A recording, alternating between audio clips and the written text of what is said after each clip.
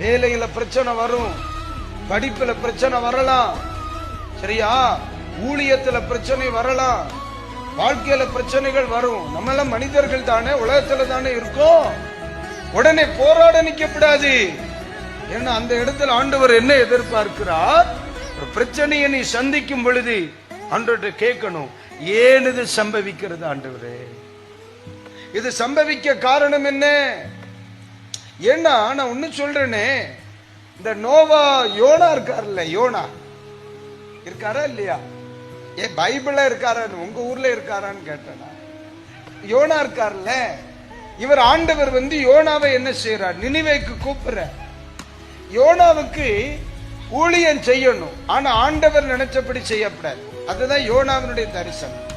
ஊழியம் செய்யணும், ஆனா அந்த ஊழியம் தான் விரும்புறபடி செய்யணும். இன்னைக்கு நிறைய பேர் செய்யற தப்பே அதான்.